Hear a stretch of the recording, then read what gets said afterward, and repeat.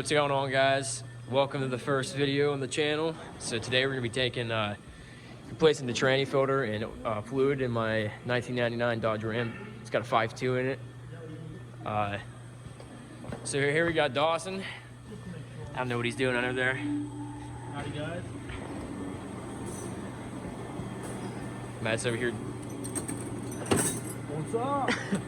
So I've been having a lot of tranny slips lately. So we're thinking maybe if I just replace the fluid in it and the filter, I might get lucky and not have as many issues with it. It's gonna need a 5-speed obviously eventually because it's a Mopar transmission and we all know how they are.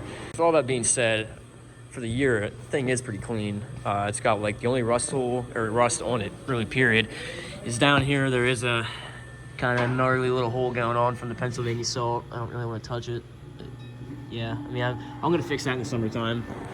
But that, and there is a, right here, someone hit me in a parking lot and I don't know where or who or what even happened, but right here you can see, yeah, you can't, yeah, if you look right here, you can see there's a dent in the side there. And I just flicked off a piece of paint. Rip. Anyway, yeah, so that's gonna need pulled out and fixed eventually. But other than that, I think there is a little spot over here on my door. Where is it? Yeah, right there. So if you look right here, there's a teeny tiny spot. But other than that, there's no rips in the seats. It's got 101,000 miles on it. Usually on Dodge trucks, you see that nice, beautiful gap in the seat, kind of like that one. So dash surprisingly is not cracked, and it's actually pretty solid. I think honestly I'm gonna credit that to my visor because I don't know. We all think, my dad, me and my brothers, we all think that's just kind of saving it. So, but we're gonna get the fluid and the filter, and I'll see you guys underneath the truck. Real quick before we get started, here's the underneath of it. It's kind of hard to get underneath here. I'll give you a decent shot at it, but it is, I mean, for the year, it is pretty clean. Look at that brand new muffler. This salt is just so disgusting, I hate it. That's Pennsylvania. All right, so right here is the oil pan, and then if you go straight back, there's the transmission fluid pan. I don't know how many bolts there are here. How many are there? There's a good amount, but you know which ones are taken out. Yeah, so all of these.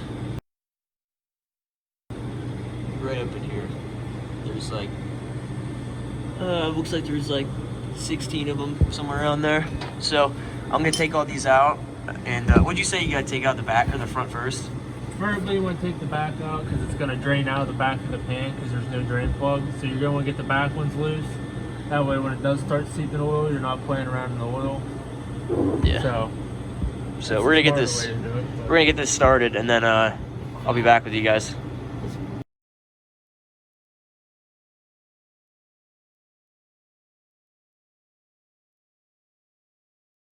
All right, so we got all those out. I think there's 16 of them, and the pan doesn't want to come down because of, I mean, it's probably been on there since 1999.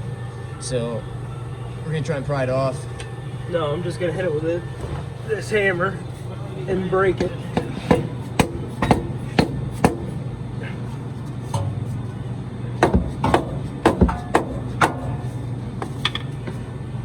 might have to pry it. Alright guys, so the hammer didn't work, so we're going to the pry. If this doesn't work, I honestly don't really know what we're going to do.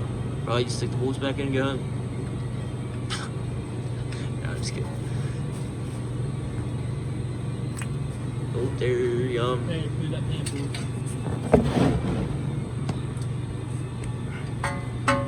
Transmission fluid right out of 98. This fluid right out of 98, dude. It's like a Dude, we waterfall. looked the VIN number up on this earlier. It came up as a 2500. Or no, it came one time it came up as a 2500, but the original, it says the original build. Just gonna let it drain for a little bit. And everything about it was right, except it was equipped with a manual 5-speed, according to the VIN number. Yeah, dude, seriously. Oh, dude. Okay. You'd have to be really stupid. That's what I said too. to put an automatic in a Dodge. Let's take the good one out and put this crap one in. That way I have to rebuild it. I want to be like all the other Dodge owners. All right, well, as soon as I stopped the camera, we had a nice little, she busted loose. So we're just gonna take her down the rest of the way now and check for shavings. And I won't be surprised the entire transmission's in there, so.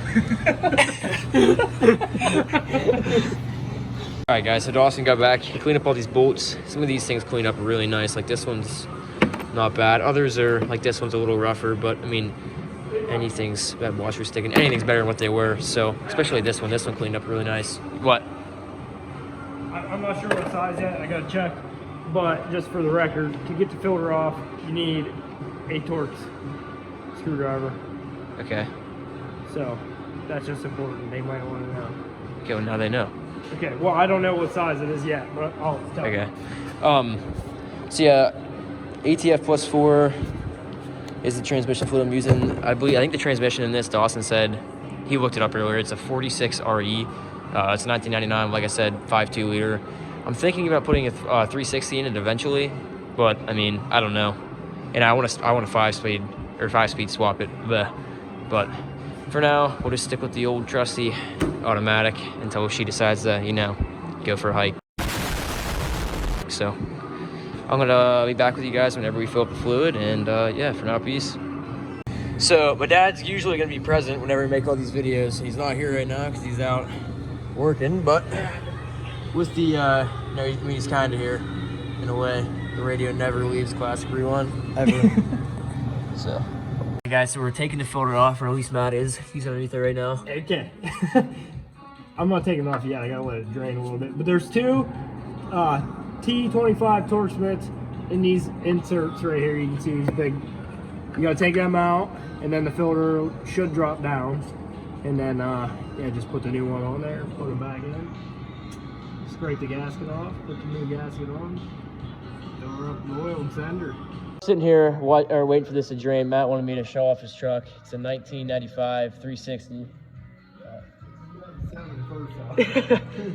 No, it's a 1997 12 valve Cummins. He just completely redid it. I'm not gonna get too far into it right now because the cover's on it and everything, but I mean, this thing is about as clean as they come. I mean, it's completely redone from the frame up, so I'll get a video on it, you know, in upcoming videos. Right now, the videos are gonna be kind of cutty, like short and everything, because I'm using my iPhone. I just kind of made this like out of, you know, spur of the moment thing. But I have a lot of camera equipment, so next time I'll come prepared, and you guys will have all sorts of different angles and everything. So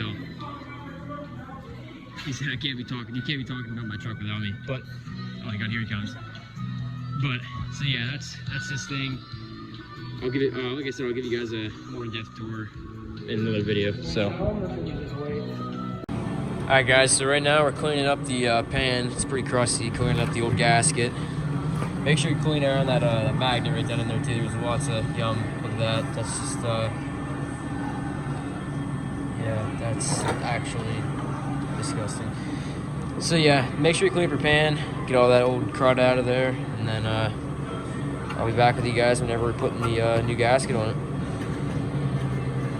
Alright guys, I apologize for the air compressor. It's really loud, and the angle down here might be kind of trash because I'm on a crawler and it's really awkward and everything.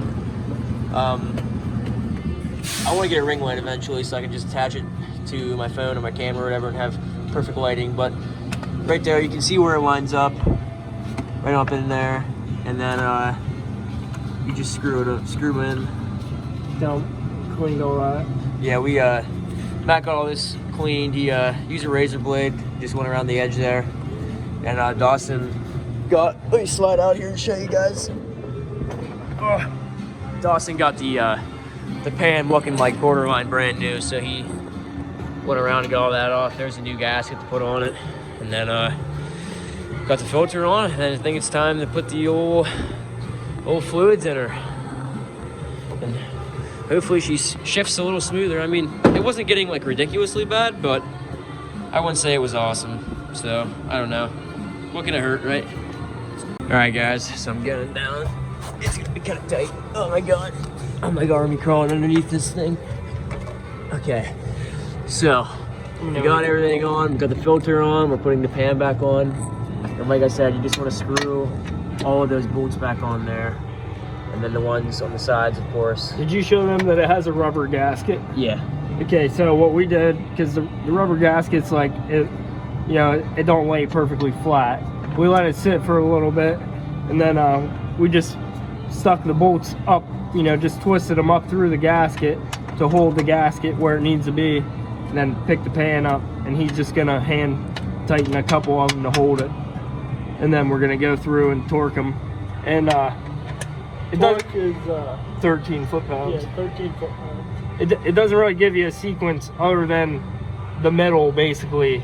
Just find the middle and then, in a cross pattern. All right, guys, we're back. Matt has all those about screwed in, so it's time for the finishing touch of adding all of this. Where's it at? There it is. Almost lost it. Gorgeous fluid. Okay, so it calls for 4 of these. I guess we're just gonna go and see one by one, I guess. So.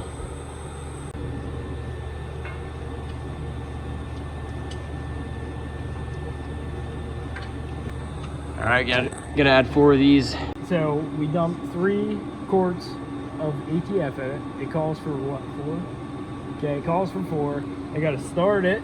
You're supposed to check the fluid level when it's warm. I'm gonna start it, run it through all the gears slowly, and then put it back in neutral, and he's gonna check it while it's in neutral. You do while it's running? Yeah, I'm pretty sure you're supposed to. Yeah, so we're gonna check it and see how much we have to add, or if it's good, blah, blah, blah. Make sure it's not leaking, then we'll be done.